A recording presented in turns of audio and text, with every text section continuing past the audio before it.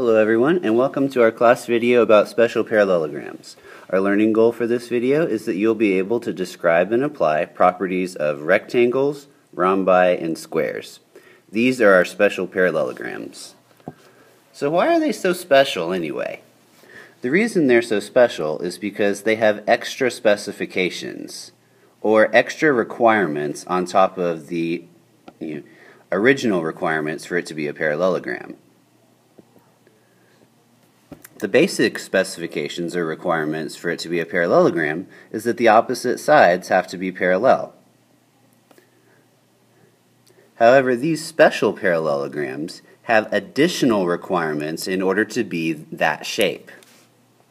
For example, I could require that all four sides of the parallelogram, not just the opposite sides, be congruent.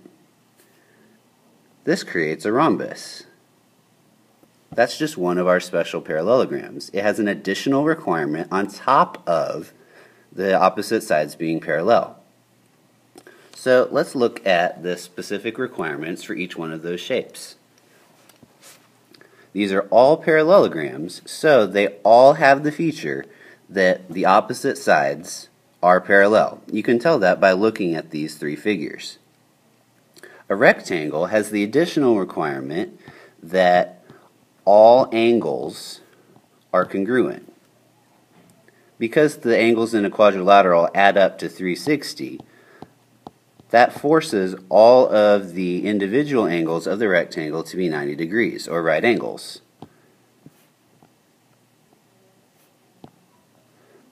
Another way to say this is that a rectangle is an equiangular quadrilateral. A rhombus has the additional requirement that all of its sides are congruent. This is to say that it is equilateral.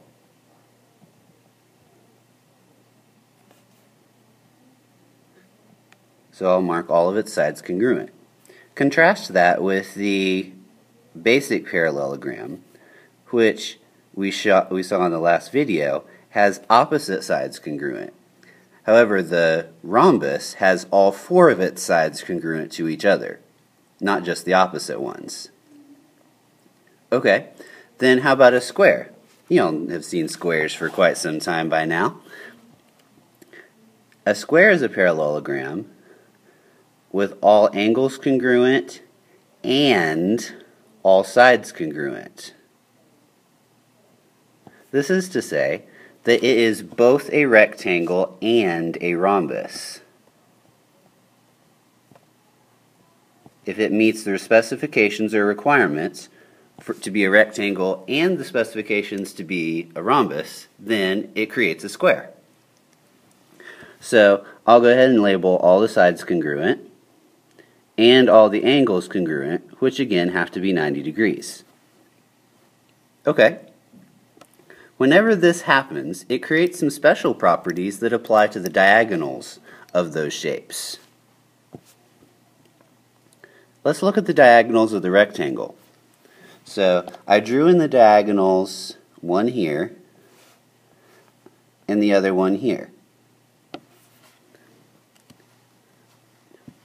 With observation, you can discern that this triangle here is congruent to this triangle here. We could use, for example, side angle side to prove that. So, because those two triangles are congruent, I know that the diagonals of a rectangle are congruent.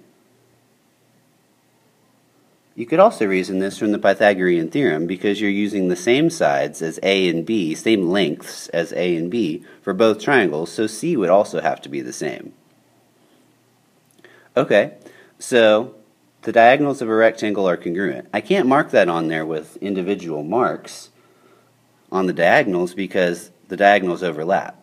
However, because the diagonals of a parallelogram, any parallelogram, bisect each other, I can say that all four of these pieces of the diagonals are congruent to each other. Note the difference between that and just our general parallelogram, where the diagonals bisect each other, but the diagonals themselves are not congruent. So here, those two pieces of the diagonal are congruent, and those two are congruent, but not all four pieces are congruent to each other. What about the diagonals of a rhombus? You can see from observing in the picture that one of basically just by the way I've drawn it, that one diagonal is vertical, the other is horizontal. Okay? This creates 90-degree angles at the center of the rhombus. We could prove this by showing that because all the sides are the same, that the four individual triangles inside the rhombus are all congruent. That would require all of those central angles to be congruent, which would have to be 90 degrees. So, one property of the diagonals of a rhombus is that the diagonals are perpendicular. Remember, that's what that symbol means. It doesn't mean bisect, it means perpendicular. Okay, so there's one additional thing that a diagonal of a rhombus does, and that's that the diagonals bisect opposite angles.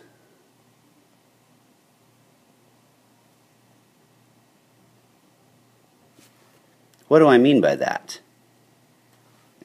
Well, that is to say that, say, these angles right here, those are opposite angles. Those angles are bisected. So I know that this piece of the angle and that piece of the angle are congruent. They're cut in half. Because these opposite angles are the same, those two angles are also the same as the two halves on top. I could also say that these other angles over here are bisected. There. Both sets of opposite angles are bisected. Okay, now what about a square?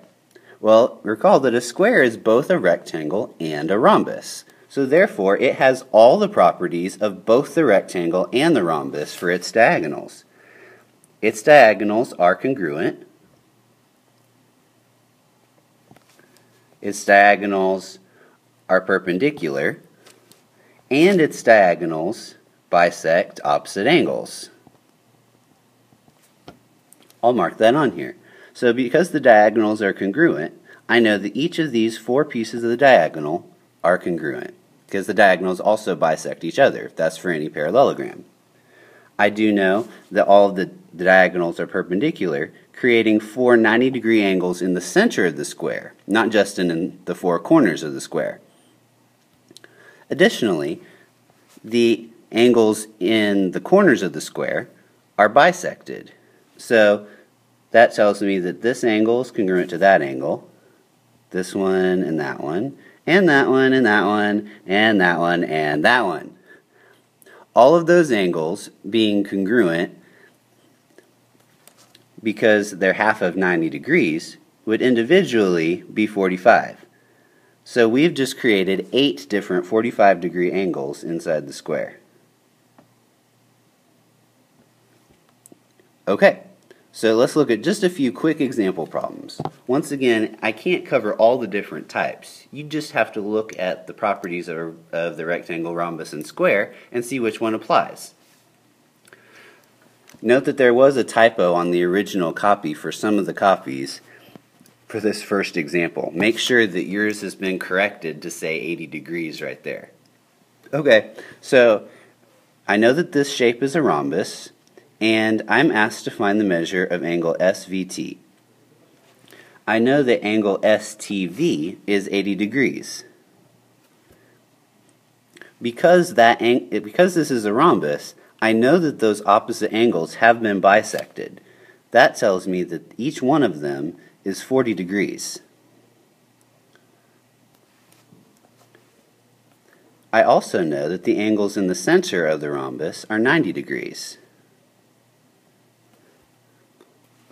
Therefore, because angles in a triangle add up to 180, I can discern that this angle down there, angle SVT, is 50 degrees. Okay, so the measure of angle SVT is 50 degrees. One more. So here I'm given a square, and I'm told the angle AED, which is right here, is 5x plus 5 degrees. Because the diagonals are perpendicular, I know that that's a 90-degree angle. So I can say that 5x plus 5 is 90 degrees. Subtracting 5 from both sides, I would get 5x equals 85, and dividing by 5 would give me x equals 17. There, that wasn't so bad. Okay, also, I'm given that angle BAC is 5y. Because I know the whole angle there is 90 degrees, and it's been cut in half, that's the property of a rhombus, then that angle is 45 degrees. So I could say that 5y is 45 degrees. Therefore, y must be 9. There we go. See, that wasn't so hard. Alright, prepare to do some more examples in class. I'll see you guys later.